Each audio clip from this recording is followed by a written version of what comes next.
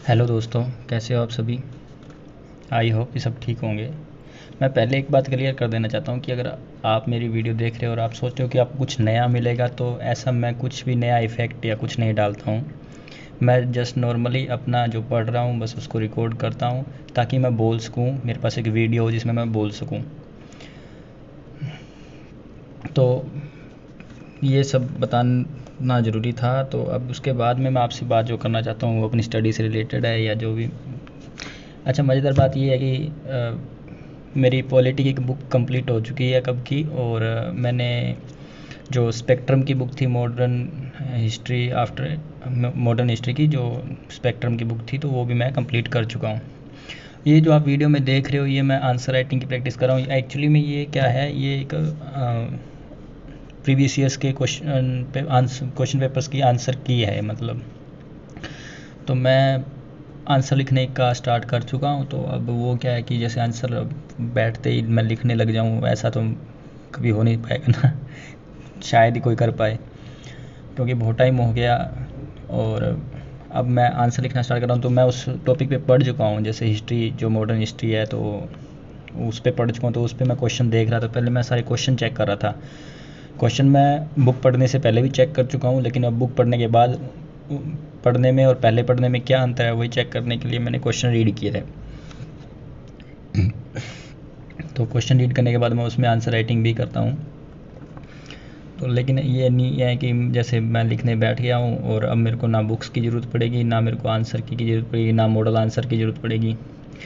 मैं model answer, book और internet तीनों का यूज़ कर रहा हूँ आंसर लिखने के लिए। और उसमें भी मेरे को बहुत सारी कमियां दिख रही हैं। एक्चुअली में मैं प्रॉब्लम ये है कि जैसे आंसर लिखते लिखते मैं टॉपिक से अलग हो जाता हूँ, या फिर मैं ऐसी बात लिखता हूँ जो इतनी ज़्यादा इम्पोर्टेंट नहीं होती टॉपिक से रिलेटेड है पर इतनी ज़्यादा इम्पोर्टेंट नहीं होती है। आप जब आंसर लिखते हो तो अगर आप में से कोई यूज़र जो ये तैयारी कर रहा है और आंसर राइटिंग करता है, तो अगर वो कर रहा है तो मेरे को सजेशन में बताए, अपना कमेंट में बता दो, चाहे कैसे भी बता दो। मेरे को बताना ज़रूर कि आप क्या इफ़ेक्ट, अपने एफ़र्ट अपनी तरफ से डालते हो। तो मेरी मॉडर्न हिस्ट्री कंप्लीट हो चुकी है और मेरी पॉलिटी की बुक भी कंप्लीट हो चुकी है। तो अब मैं नोट्स बनाना स्टार्ट करूँगा उनके। क्लास नोट्स मेरे पास हैं, पहले मैं उनको पढ़ूँगा। उसके बाद में मैं अब जैसे कि बुक्स कंप्लीट हो गई हैं तो मेरे को नया सब्जेक्ट स्टार्ट करना है। तो मैं स्टार्ट कर रहा हूँ जो अब है वो ये है कि एक तो एंशिएंट हिस्ट्री, प्राचीन इतिहास, और दूसरा मिडविल इंडिया हिस्ट्री जो है वो मैं अभी पढ़ना शुरू करूँगा। उसके साथ ही मैंने अब जियोग्राफी की एनसीईआरटी की बुक पढ़ने की सोची है। एक्चुअली मैं मोबाइल से ही पढ़ता हूँ, पर प्रॉब्लम ये हो रही है कि मोबाइल से ज़्यादा पढ़ने के कारण मेरी आंखों पे इफ़ेक्ट पड़ रहा है, और मेरे आंखों में -0.75 का चश्मा भी लग गया। तो अब मैं सोच रहा हूँ कि बुक ले आऊँ, लेकिन बुक्स लाने का ख़र्चा मेरे पास थोड़ा ज़्यादा है। बुक्स ज़्यादा चाहिए मेरे को एनसीईआरटी की, और वो मेरे पास है नहीं। तो मैं देखता हूँ कहीं से पुरानी बुक मिल गई तो ट्राई करता हूँ, अगर पुरानी बुक मिल जाती हैं तो अच्छा होगा। तो एनसीईआरटी पढ़ने का मेन रीज़न मेरा ये है कि एक्चुअली में मेन सब्जेक्ट या प्रेफरेंस बुक जो है, जैसे अब मैं सीधा माजिद हुसैन पढ़ने बैठ जाऊँ, तो हिस्ट्री की तो ये थी कि मैंने हिस्ट्री का मेरे को थोड़ा बहुत रिमेंबर था। एक्चुअली में जियोग्राफी का मेरे को कुछ भी रिमेंबर नहीं रहा। अगर मेरे से पूछ लो कि जेट स्ट्रीम क्या है तो मैं नहीं बता पाऊँगा, नहीं याद है मेरे को। बस मेरे को जेट स्ट्रीम वर्ड पर पढ़ा हुआ है, बस वो याद है। एक्चुअली में जेट स्ट्रीम होता है क्या है वो मेरे को याद नहीं है। तो अभी प्रेफरेंस बुक में चला जाऊँ तो वो क्या है कि सीधा प्रो लेवल पे मतलब लिखी होती बातें हैं, और जैसे एनसीईआरटी में वर्ड टू वर्ड चीज़ें समझ में आती है, डायग्राम बनाए होते हैं, एक स्टोरी सी बनाई होती है। तो उस स्टोरी को पढ़ के आपकी एक समझ जो बनती है, मेरे को वो थोड़ा ज़्यादा पसंद है। अगर ऐसी कोई स्टोरी नहीं होती तो मैं स्टोरी बनाने की कोशिश करता हूँ ताकि मेरे को वो रिमेंबर रहे। और मेरे को ये तरीका इफ़ेक्टिव भी लगता है, क्योंकि एक तो डायग्राम जो होते हैं अपने मानचित्र बना लेते हैं या कोई टेबल बना लेते हैं, तो ये पता नहीं क्यों पर ये माइंड पे इफ़ेक्ट मेरे ज़्यादा डालती हैं और मेरे को ये ज़्यादा रिमेंबर रहती हैं।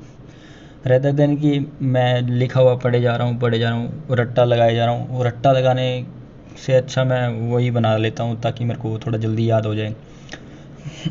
छोटी सी स्टोरी बताता हूँ आपको। 10th क्लास तक की बात बताता हूँ। जैसे मेरी इंग्लिश बड़ी वीक थी, तो इंग्लिश मेरे को पता नहीं क्यों इतना डर लगता था। ऐसा नहीं है कि अभी मैं इंग्लिश बहुत ज़्यादा बोल लेता हूँ, बट वो अब वैसी प्रॉब्लम नहीं जैसे उस टाइम थी। तो मेरे को अगर मान लो कि एक ग्रीडी वो कारपेंटर है या लकड़हारा, वो गरीब लकड़हारा वाली कहानी होती है ना इंग्लिश में, हाँ, तो वो उसी की बात कर लो चाहे। तो जैसे वो मेरे को याद करनी होती थी तो मेरे को याद ही नहीं होती थी, वर्ड भूल जाता था मैं। तो मैंने उसके लिए एक तरीका लगाया था। जैसे अब एक लाइन ले लेते हैं अपने, वो जैसे कोई भी लाइन मान लो रैंडम, जैसे once there was a crow, ठीक है। तो अब ये लाइन मेरे को याद नहीं रह रही थी, तो मैंने इसके लिए एक नया तरीका निकाला था। वो ये था कि वंस जो वर्ड है उसका पहला जो अक्षर है वो था ओ, वंस, ओ आता है ना, तो ओ लिख लिया। फिर उसके बाद में देयर का टी लिख लिया, फिर वॉज का डब्ल्यू लिख लिया, फिर उसके बाद में ए याद रह जाता है, तो उसके बाद में मैंने लिख लिया क्रो का सी। तो वो बन गया OTWC। तो अब मैं उस OTWC से बनाता था once there was a crow, तो मेरे को बड़ा जल्दी लर्न होता था। तो वैसे ही मैं इसमें शॉर्ट नोट बनाने की अभी सोच रहा हूँ कि देखता हूँ वो तरीका आज भी मेरे स्टडी में इफ़ेक्टिव है या नहीं है। आंसर राइटिंग के लिए भी यही तरीका अपना रहा हूँ कि जो चीज़ें याद नहीं रह रही हैं उनके लिए मैं ये सब लिख लूँ। एक्चुअली में क्या है कि दोस्तों, जैसे अब हिस्ट्री की बात ही कर लेते हैं। जैसे प्राचीन और मध्यकाल है, उसमें जैसे वो अब हड़प्पा कालीन है या 6ठी सदी ईस्वी पूर्व धार्मिक आंदोलन हो या महाजनपदों का उदय हो, मौर्य साम्राज्य हो, गुप्त साम्राज्य हो, ठीक है। ये सब चीज़ें हैं ना, मतलब थोड़ा रिलेटिव सी लगती हैं तो याद रह रही हैं, मतलब पढ़ा जा रहा है, समझ में आ रहा है। लेकिन जो मध्यकालीन भारत के अंदर आती इस्लाम का आगमन होता है ना, वहाँ जाके जो कन्फ्यूज़न क्रिएट होता है ना माइंड में, वो क्लियर करूँ कैसे, मेरे को ये नहीं समझ में आ रहा है। तो उसके लिए जैसे अब कन्फ्यूज़न क्या है कि एक ही तरह के नाम, मिलते जुलते नाम हैं उनके, जो भी शासक रहे हैं इस्लाम के। जैसे कि कुतुबुद्दीन ऐबक रह गया, इल्तुतमिश हो गया, फिर फ़खरुद्दीन फ़िरोज़ शाह, ठीक है, तुर्कान चहलगानी, तो नसीरुद्दीन महमूद, अलाउद्दीन मसूद, गयासुद्दीन बलबन, फिर क्यूमर्स, खिलजी वंश। तो ये क्या, इनके नाम थोड़े एक जैसे से लगते हैं, जलालुद्दीन फ़िरोज़ खिलजी, अलाउद्दीन खिलजी। फिर इनका मूल नाम अलग से आता है कि अली गुर शासक। जो इनके नाम हैं वो इतने कन्फ्यूज़न में डाल देते हैं कभी कभी कि जिसका याद किया है वो किसी और में लिख दिया जाता है मेरे द्वारा। मतलब मैं अगर खिलजी के बारे में पढ़ रहा हूँ तो, या तुगलक के बारे में पढ़ रहा हूँ तो कुतुबुद्दीन ऐबक के बारे में लिख रहा हूँ उसके अंदर। तो वो प्रॉब्लम जो आ रही है उसके लिए सॉल्यूशन ढूंढ रहा हूँ कब से। मैंने इनके लिए चार्ट्स भी बना लिए और अपनी टेक्निक्स लगाई हैं, जैसे चार्ट्स बनाए हैं या शॉर्ट नोट्स बनाए हैं इन पे, ताकि थोड़ा याद है कि इन्होंने क्या क्या काम किए हैं। तो थोड़ा बहुत सॉल्यूशन हो रहा है कि हाँ समझ में आ रहा है थोड़ा थोड़ा, लेकिन बहुत मुश्किल हो रही है इसको पढ़ने में, समझने में, या इनको याद करने में मुश्किल हो रही है। और मेंस के अंदर इनसे क्वेश्चन आता है तो पता नहीं आंसर राइटिंग तक पहुंचूंगा जब इसके। तो आई होप कि सब कुछ ठीक हो जाए। अभी इससे ज़्यादा टाइम है नहीं मेरे पास कि मैं और बातें कर सकूं, पर ये है कि हाँ एक ही जगह बैठे बैठे मोटापा बढ़ रहा है मेरा। और बस ठीक है, यही है कि आप पढ़ते रहिए, मैं भी पढ़ रहा हूँ, आपसे बात करके अच्छा लगता है।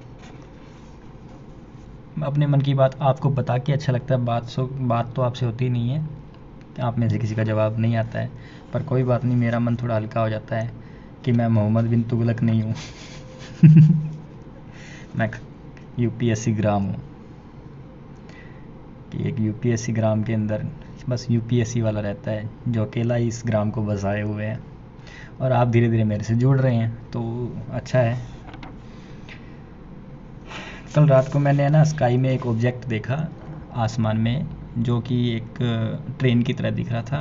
हालांकि उसके बारे में अलग अलग न्यूज़ आ रही हैं कि Starlink, SpaceX, Elon Musk के सैटेलाइट्स हैं वो, तो हो सकता है ऐसा कुछ हो। 9 मंथ पहले भी ऐसा न्यूज़ मैंने यूट्यूब पे सर्च किया था, आया हुआ था। तो कल मैंने अपनी आंखों से देखा था, तो एक बार के लिए मैं भी थोड़ा कन्फ्यूज हो गया था। चलो बाकी बातें बाद में करते हैं।